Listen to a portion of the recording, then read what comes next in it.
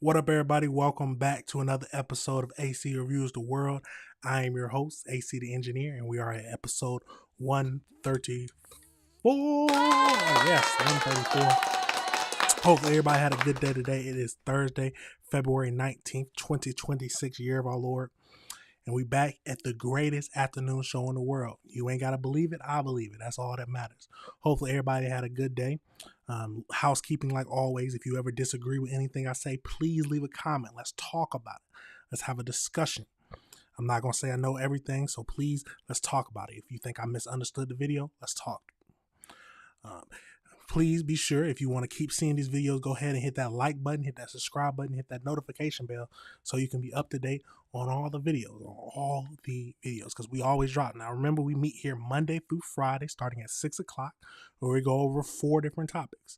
And those 4 different topics popped up on my recommendeds and just me searching around for things that I want to talk about and review. Now, it's time. You know how we like to do it. Let's jump right in. Let's jump right into it. How Future say it, let's have a sensational show today.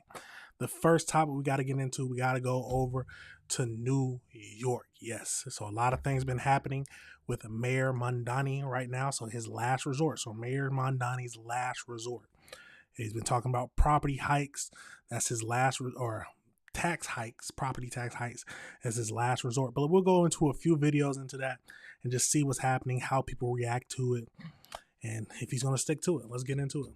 Let's go over to the first video where he first talks about, well, just a little snippet of when he first talked about this whole property tax hike. So let's get over into it. Let's get into it.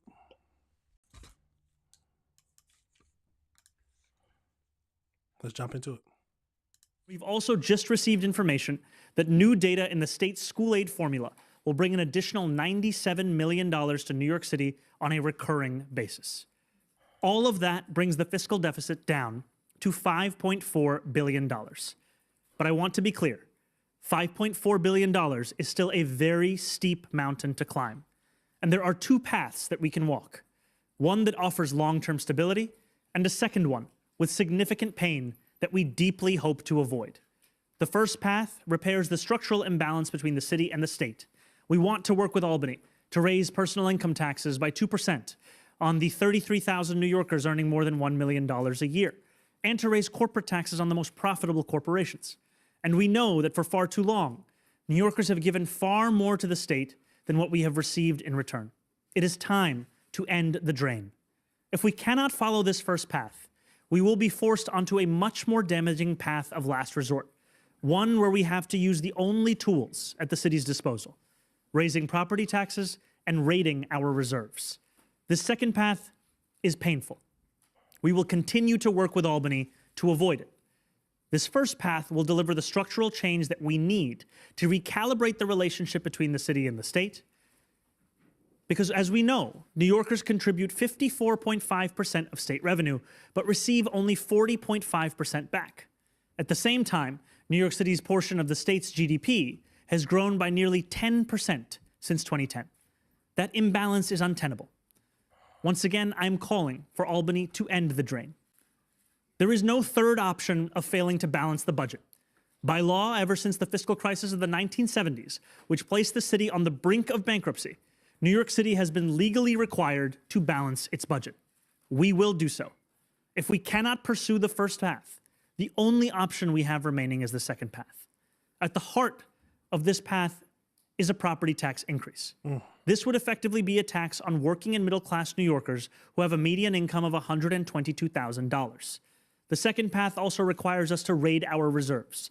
It would mean withdrawing $980 million from our city's rainy day fund in fiscal year 2026 and $229 million from the Retiree Health Benefit Trust in fiscal year 2027. These are steps that have been taken before, but only in moments of extraordinary external crisis. Mayor Bloomberg's response to the 2008 financial collapse, and Mayor de Blasio's response to the enormous revenue shortfall caused by the pandemic. We do not want to have to turn to such drastic measures to balance our budget. Now, remember, this is opposite of what he ran on. He ran on only taxing the rich, and then that's what everybody voted for him for. But he says if they can't meet it, then he's got to tax everybody, raise property taxes for everybody. Let's go over into just hearing some of the reactions. There's some controversy surrounding Mayor Mamdani's plan to close the city's $5 billion deficit. Yeah, the mayor's calling for higher taxes on corporations and millionaires. He also wants the state to send more money. Eyewitness News reporter Phil Tate live from City Hall with the details on this. Some people good with this, others not so much, Phil.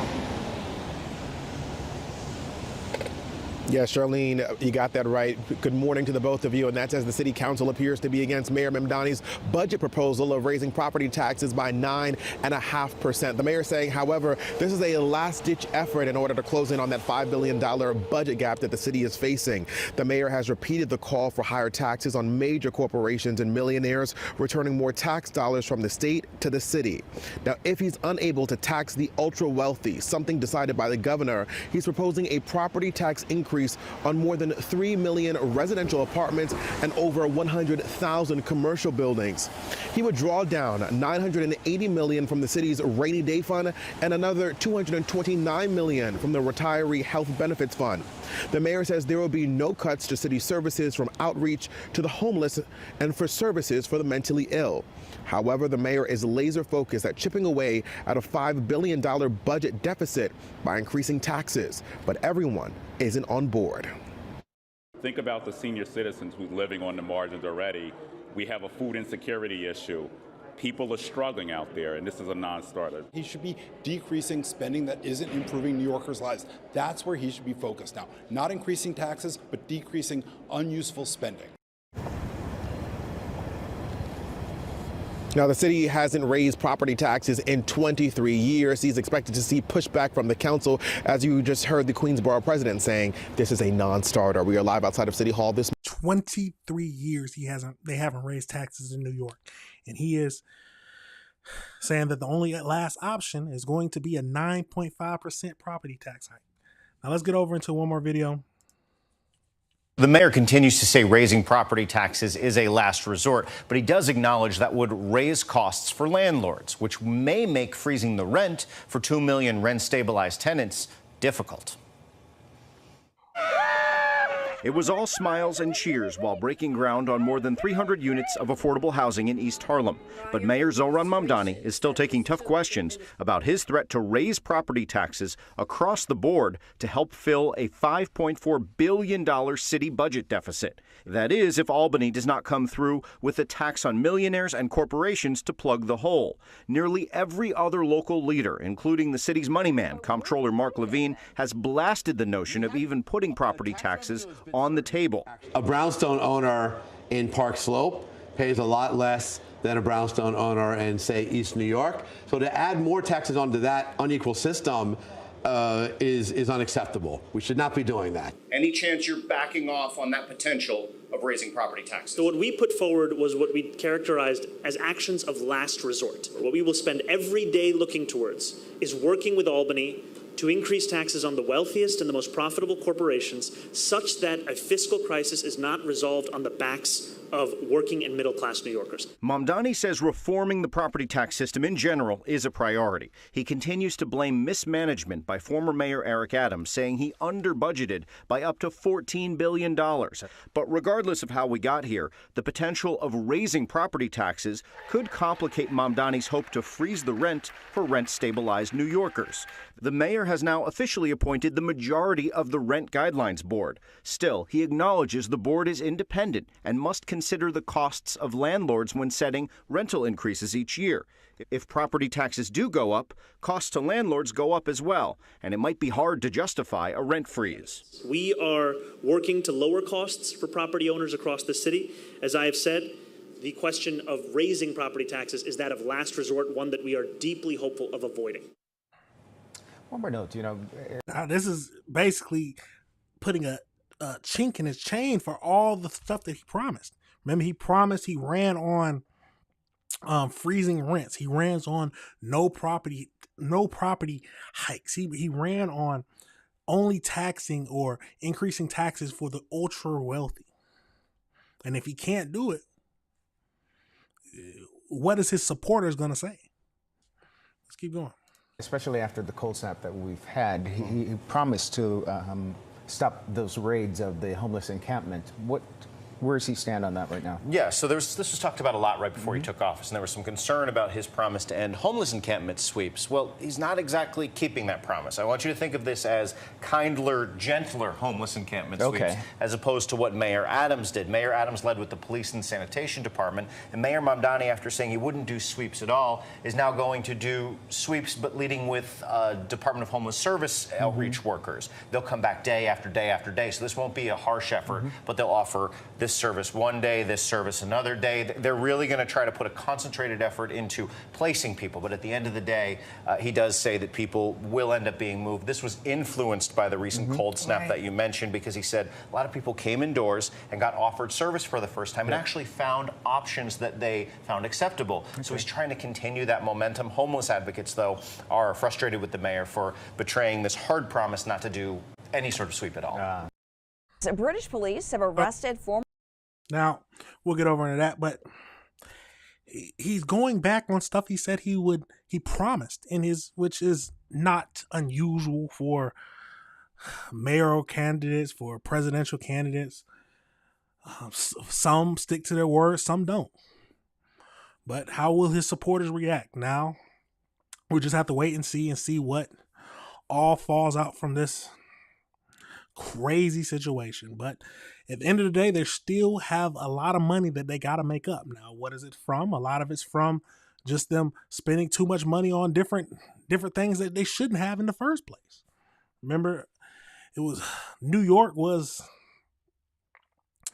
had a lot of migrant crisis, and that still goes back to that when they all flew in, they had to spend a lot of money. But a budget deficit, they gotta balance it somehow. And either it's going to be the rich people who they're going to raise their taxes, or it's going to be the regular people who, or everyone else, who their property taxes get hiked up, or different social services get cut. But let me know your thoughts on that situation, y'all. Let me know if you disagree with anything I said. We're going to pivot over into the next topic we're going to be discussing today. And of course, we got to go to Prince Andrew. So Prince Andrew, the former Prince Andrew, has been arrested, but he only stayed in jail for about 12 hours and he was released. Now, this all comes from his whole that crazy picture that everyone saw in the Epstein files. So, I mean, we knew something probably would have come of it, but this is the first arrest of a British, a British royal family in like 400 years.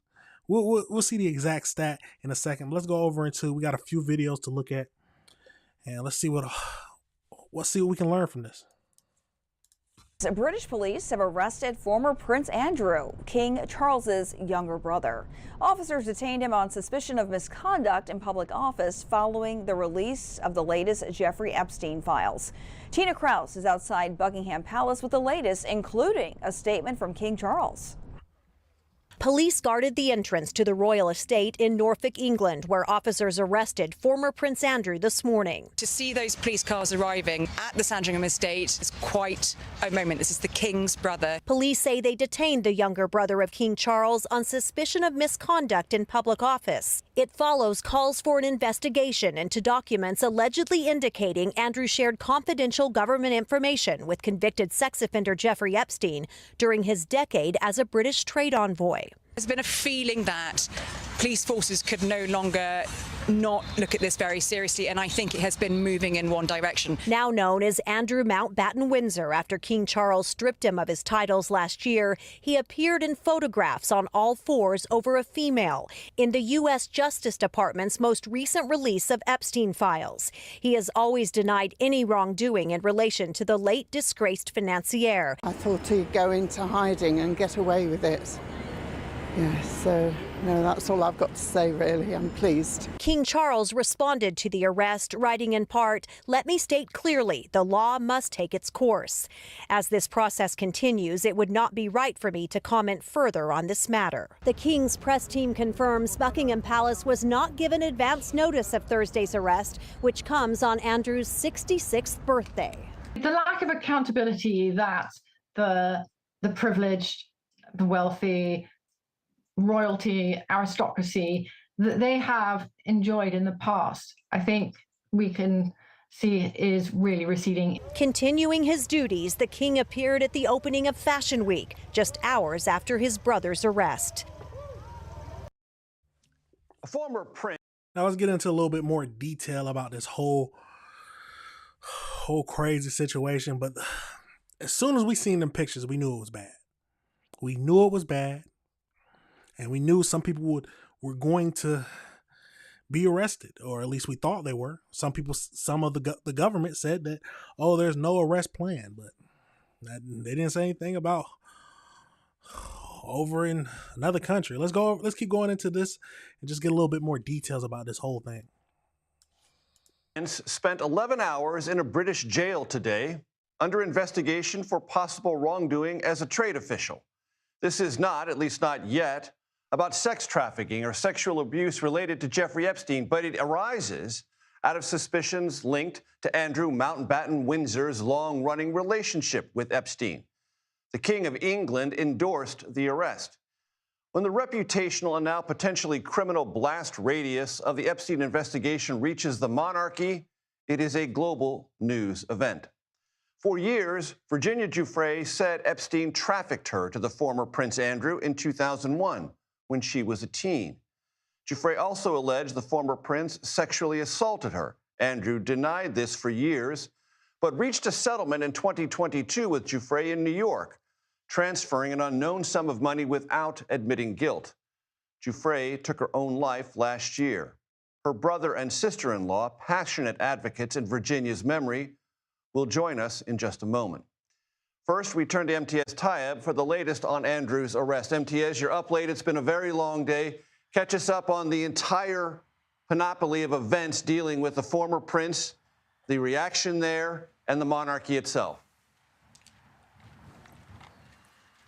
Major, what an extraordinary day. I have to be honest with you, when I saw that alert that Andrew Mountbatten Windsor, the man formerly known as Prince Andrew, had been taken into police custody, while I thought something like this could happen, to see that it actually did was shocking. Police, British police, crossing a threshold once thought unbelievable, taking a member of the royal family into police custody to be questioned. Now, he has since been released. We've seen that image of Andrew, formerly Prince Andrew, released from police custody. That doesn't mean he's a free man. He can be arrested again at any time, and that investigation continues. One of the places that he used to call home, a place called the Royal Lodge, is still being searched by police. They're looking for things like laptops, cell phones, documents, anything that could underscore this investigation into the allegations of misconduct in public office. That is what they are investigating Andrew for, a charge so serious that if he's convicted, and if he's charged and indeed convicted, he could face life in prison. And MTS, explain to our audience just how big a deal it is for the King of England to not only endorse this, but to say, as he did, he wants all of this to play out and is fully supportive of wherever this investigation might eventually lead. I mean, he has to say that. Well, Major, here in the UK, the royal family is known as the firm, which tells you that it's sort of seen almost as a business that the royal family is a part of.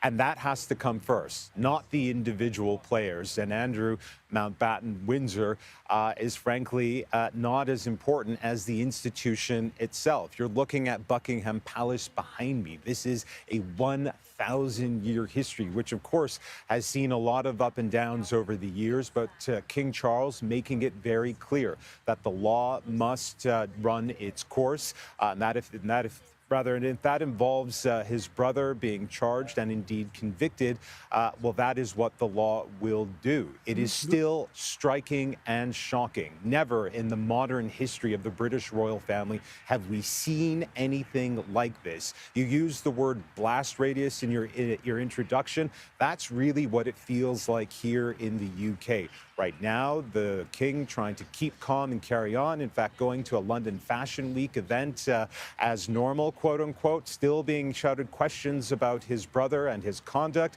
This is something that's going to be rocking this family for quite some time. And it may have implications for British politics as well. MTS tie-up, thank you very much. Now, a wild situation. Let's go over into AI breakdown just because I did have just want to learn a little bit more about this whole situation. So as we know, Andrew, former Prince Andrew, was arrested today for suspicion of misconduct in a public office. The arrest, so he detained at approximately 8 a.m. at Wood Farms on the estate in Norfolk. The arrest happened on his 66th birthday. The investigating centers on claims that he shared confidential government documents and sensitive trade reports with the sex offender Jeffrey Epstein in 2010. So after being held for nearly 12 hours, he was released under the investigation on a Thursday evening. This means that he has not been charged, but the probe remains active. So they conducted a search on his properties, both at the estate and all the estates, Royal Lodge. And then we know how the king reacted. But here's the part that's crazy to me. So prior to the arrest, Andrew, on February 19th, the last time a senior member of the British royal family was arrested was nearly 400 years ago. So the last senior royal to be taken into custody before former Prince Andrew, he was captured. So this is King Charles I. He was captured by Parliament forces during the English Civil War, tried for high treason and executed in 1649. So that was the last one. Absolutely crazy. But you see, Princess Anne, although she was the first member of the modern royal family to be convicted of a criminal offense, she was not arrested. She pleaded guilty under the Dangerous Dog Acts after her dogs bit 2 children. This is how would it feel to be the first one in 400 years in the modern royal family to be arrested? A stain. What they say, a stain on your bloodline? Absolutely crazy situation, but we will keep up with this to see if he actually gets charged and everything. But just to be arrested, the first one to be arrested in 400 years, that says something, because all those pictures were, if you see, I didn't see all of them, but I've seen a good 40 of them, and they were all very disturbing. But let me know your thoughts on that situation, y'all, and let me know if you disagree with anything I said. We're going to pivot over into a tragic situation that popped up, and we got 4 school employees arrested for CSAM. If you don't know what that means, that's child sex abuse material. There's some sick individuals in this world, and there's teachers and 4 school employees, and then 1 police officer. But let's get over into the video. We got 2 videos to look at, and then we'll go into the AI breakdown. But let's get into it. In that breaking news at 4, 5 people behind bars, including 4 Aliceville school employees and 1 Aliceville police officer, all facing charges related to child sexual abuse material. Thank you for being with us. I'm Ashanti Ford. ABC 3340's Gracie Johnson. She's in Aliceville with new details, including what the police department is now saying about one of their own. We've learned the Aliceville Police Department was investigating several incidents inside the Pickens County school system, but the police chief says they did not know one of their own officers was also under investigation. Tonight, a shaken community is searching for answers. We're asking all that can, that believe in prayer, to pray, because there are a lot of victims. 5 arrests have rocked the small community of Aliceville. 3 Aliceville High School employees, 1 Aliceville Elementary employee, and an Aliceville police officer are facing charges related to child sexual abuse material.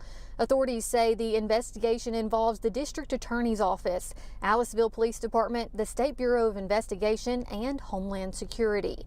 Police Chief Tony Jones says his department had been actively investigating the incidents within the school system. We've been working several incidents in our school system.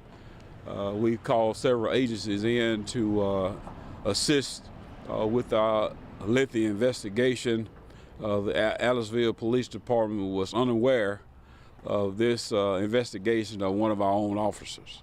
The mayor confirms Officer Camion Gary previously went by the name Camion Hughes, the name still displayed on the department's wall.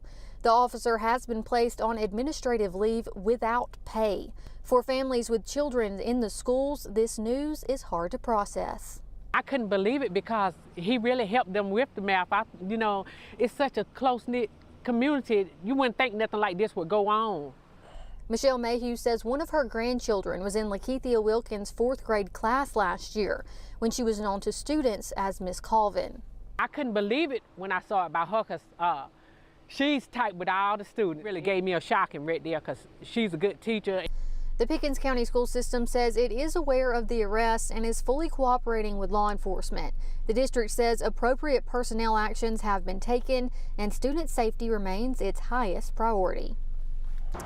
District Attorney Andy Hamlin says this remains an active investigation and more arrests and charges are possible. In Aliceville, Gracie Johnson, ABC. How many people were abusing kids in the school? This is a crazy situation. Let's go over one more video. 13 News starts now with breaking news. We're asking all that can, that believe in prayer, to pray, because there are a lot of victims.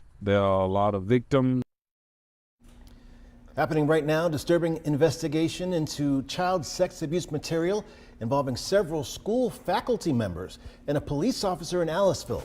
This afternoon, we're hearing from city leaders and a parent on the developing situation there. Thanks for joining us at 4. I'm Guy Rawlings. And I'm Brittany Decker. A large investigation by multiple agencies had led to the arrest of these 5 people. District Attorney Andrew Hamlin says that those people are 3 members of Aliceville High School faculty, 1 Aliceville Elementary faculty member, and 1 Aliceville police officer. They are all facing charges connected to child sexual abuse material. So the first arrest, that came earlier this month. That's when we first told you about this. Aliceville High School math teacher Roderick Granger was arrested on multiple felony charges related to child pornography. And then later today, we learned that Lakeithia Wilkins was arrested for possession of child porn and using position for personal gain. She's listed on the Aliceville Elementary School website as a 4th grade teacher. Aliceville police officer Camion Gary was also arrested. His charges include production of child porn, child molestation, and sexual abuse. Winston Bishop, who works at Aliceville High. We're going to pause it real quick. So this is the police officer. Solicitation of child pornography, sexual abuse, production of child pornography, transmitting obscene material by computer, child molest. An officer. Why do we got to be honest? Well, I mean, just as a black man myself, why are they all black? Jesus. Molestation and sexual abuse. Winston Bishop, who works at Aliceville High School, was arrested for child porn and drug-related charges. And Antavius Belgrave, arrested on several charges, including indecent exposure, sexual misconduct, and distributing a private image. Belgrave is listed as an employee with Pickens County Board of Education. Hamlin says the investigations from his office, Aliceville Police, the State Bureau of Investigation, and the Department of Homeland Security investigations led to these arrests. And Hamlin says the investigation is not over and more people could be arrested. Let's go out to Pickens County right now. WVTM 13's Lisa Crane has been speaking with several people there today. She is joining us live from Aliceville Elementary School this evening. Lisa, what have you learned at this hour? Well, this is a small community, only about 2,000 residents here, and it is very tight-knit. You can see Aliceville Elementary School behind me here, the high school, the only other school in town, just less than a mile down the road here. And one thing I heard repeatedly today is just how shocking this news has been 4 residents. And as you mentioned, 5 people arrested. 3 work at Aliceville High School, 1 at the elementary school, and another is an Aliceville police officer. That officer is Camion Gary, also known as Camion Hughes. The chief tells me he's been with the department 3 or 4 years. At this point, he is on unpaid administrative leave. Now, we spoke to some parents as they were picking up their kids here at the elementary school today. One grandmother who's raising her 3 grandchildren says she knows 2 of the people who were arrested very well, and she's having a hard time wrapping her head around what they're accused of. She says Miss Wilkins taught her grandson last year in 4th grade. To me, she's a really good person. I think she made a bad decision of not turning it in to the proper authority, because she really is a good teacher. And I know it really shocked me at the high school about Mr. Granger, because him and my granddaughter are really close. He really helped her with the math. Now, the police chief told me today that he did not know one of his officers was under investigation until that officer was arrested by the State Bureau of Investigation. He and the mayor are asking for prayers for these victims and for the entire community. They will hold a prayer vigil here on Saturday at 4 p.m. at City Hall. Live in Aliceville, Lisa Crane, WVTM 13. Now, this is a tragic situation. Like, yes, we got to pray for any of the victims. And then, I mean, we got to also pray that these people get the most severe punishment known to man. Because this is some crazy things. These are elementary school teachers. Some of them elementary school, some high school, a police officer. Absolutely sickening. Very sickening. Let's go over to the AI breakdown. We're probably not read the whole thing, but just so as we know it, they were arrested on. So we got 4 school employees and 1 police officer was arrested on February 18, 2026 in connection with the child sex abuse material. So we know all of them. I'm not even going to try to say some of the names. So we got a 4th grade teacher, an employee of the County Board of Education, an employee of the high school, a police officer. There's some sick individuals in this world. So we got let's just read through some of the charges. So we got the employee of the Pickens County Board of Education. He was charged with indecent exposure, 3 counts of sexual misconduct, 3 counts of ethics violation, 3 counts of failure to report. He is held on bail on $1 million bail. I like that. So, but I still would wish no bail in general. You can't even get out even if he had the money. So then we got the 4th grade teacher. She faces possession of child pornography, intent to distribute pornographic material, and using her position for personal gain. And then we got the high school. He is charged with solicitation of child pornography, possession of child pornography, distributing a controlled substance, and providing a minor with drugs. Wow. And then we got the police officer and sports coach. He faces multiple severe charges, including child molestation, enticing a child, solicitation and production of child pornography, and transmitting obscene material to a child. He has been placed on administrative leave. I mean, I guess you can't, I don't know. I would just fire him right away, but maybe you can't until the investigation, he is proved guilty. I mean, but this is, if he had it on his phone, that's guilty enough for me. He needs to be out of the police force. But I'm happy it's at least unpaid leave.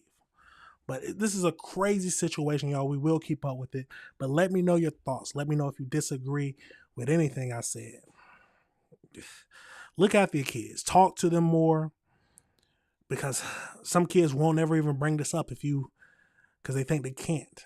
So be sure to be active in your kids' lives and talking to them about making sure that they know that they can come to you for anything. It's a tragic situation, but let me know your thoughts, y'all. Let me know your thoughts. We're going to move over into the last topic we're going to be discussing today. And we got to go over to the Bronx, where we got the parents of an innocent bystander teen who was murdered. They're saying the same thing I always say. They need harsher penalties for the youth. So we're going to go over into the story. They also arrested the person who they are suspected to be the killer. And then we're going to go into just more information about it. Let's go over into it and see what we can learn about this awful situation. And remember, y'all, I've always said it multiple times. Big boy crimes need big boy time. I don't want any of that slap on the wrist stuff. Let's jump into it. A family and a community in the Bronx is distraught over the murder of a 16-year-old boy. He was a son, a friend, and a teammate shot and killed last week. Naveen Dhaliwal was there as they gathered in the Kingsbridge section. Just steps from where Christopher Redding's life was taken, dozens gathered and prayed. Y'all broke my family apart. His parents, Champagne Christian and Brian Corley, in the center, holding each other as tears could never wash away the pain of losing their son, known as CJ. I could laugh now and have fun.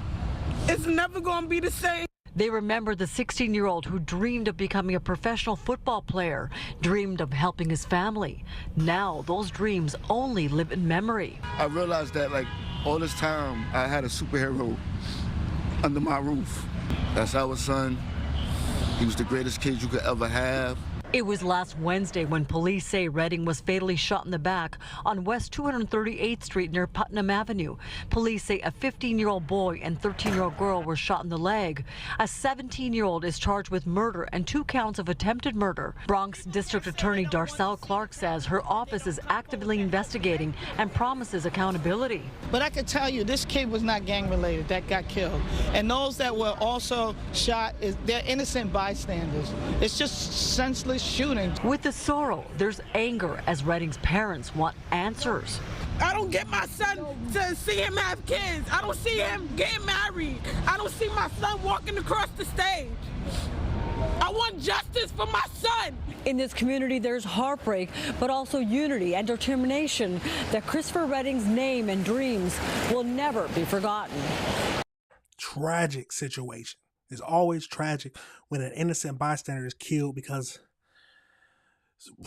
stupid, especially when it's teens or anybody who can't control their emotions and has a gun, or is just about that life and just shoots and doesn't care who they hit.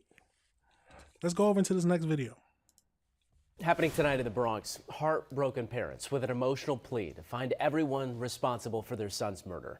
A 16-year-old boy shot and killed last week, a high school football player whose father says was simply at the wrong place at the wrong time.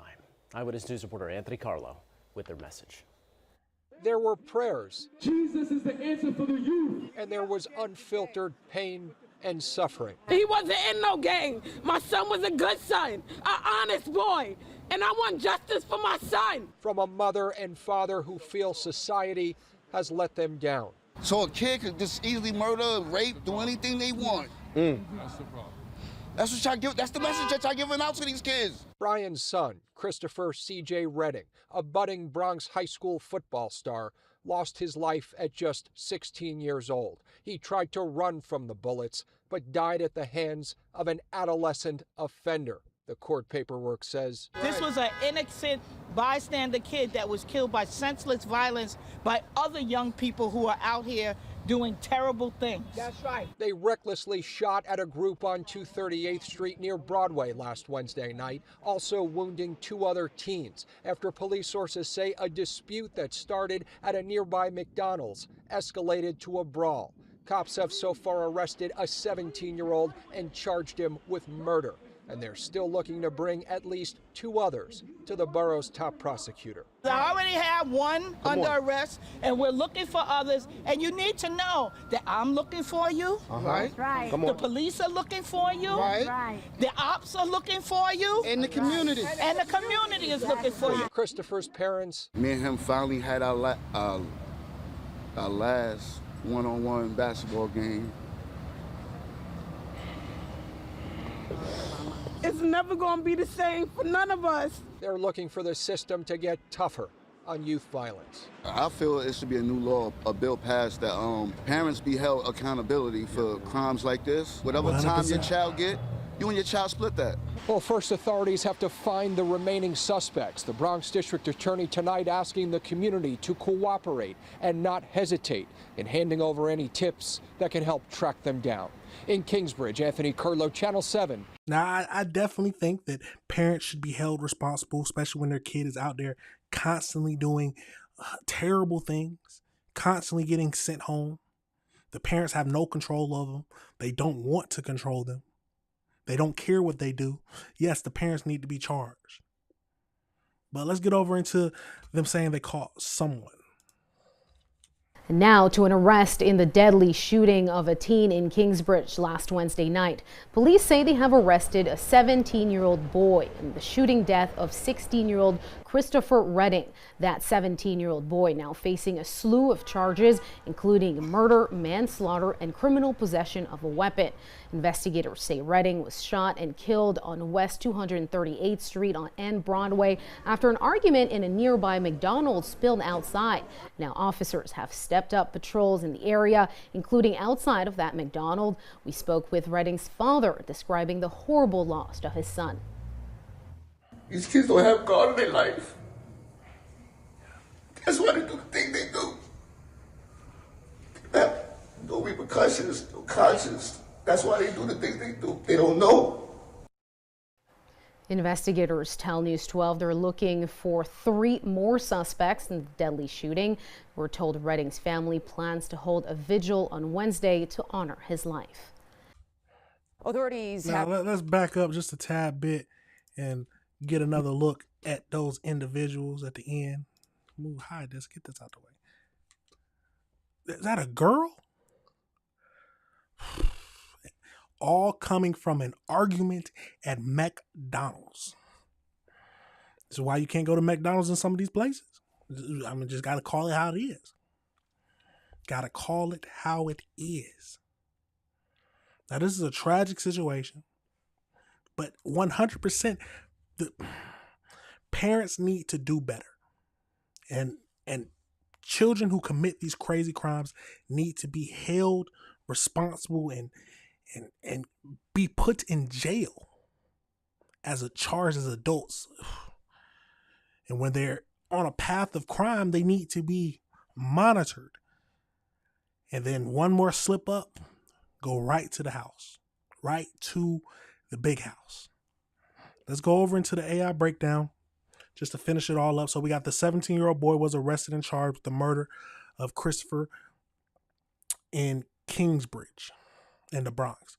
So the incident happening around 5:10 p.m. on Wednesday, February 11, 2026, near the intersection of Broadway and West 238th Street.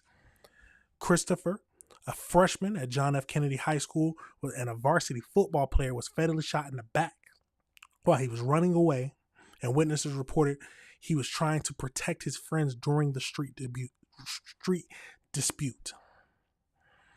Other victims, so we had a 15-year-old boy and a 13-year-old girl who also sustained non-life-threatening gunshot wounds to the leg. And then we got the 17-year-old suspect who was taken into custody Saturday, February 14th, 2026. His name has not been released due to his status as a minor.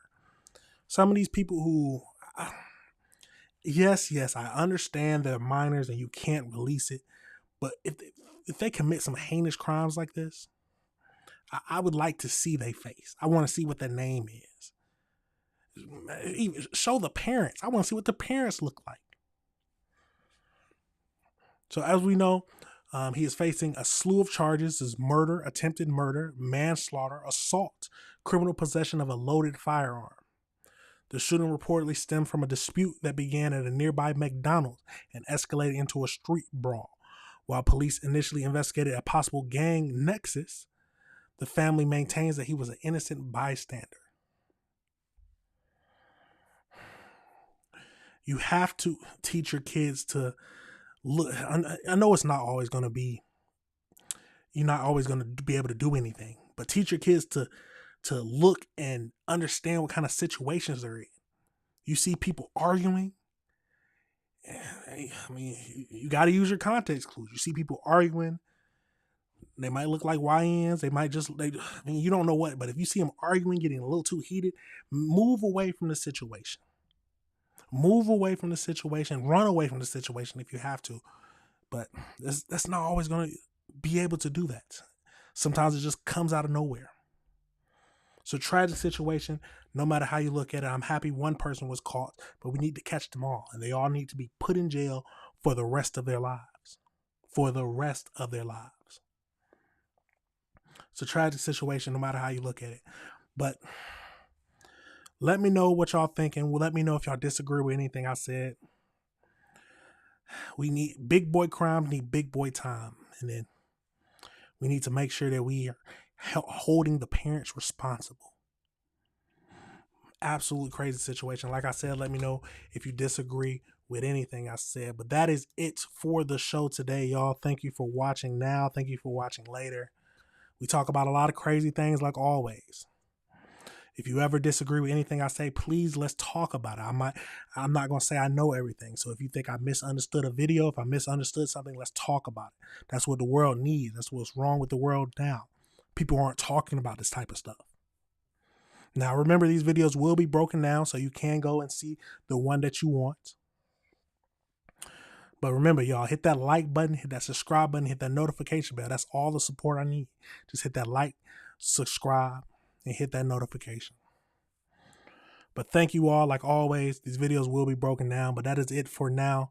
I will see y'all tomorrow at 6 o'clock. We're a little shorter today, but we're packed full of a lot of information. Let me know your thoughts. But that is it. You already know I got to play that outro. That's it for now, y'all. Peace.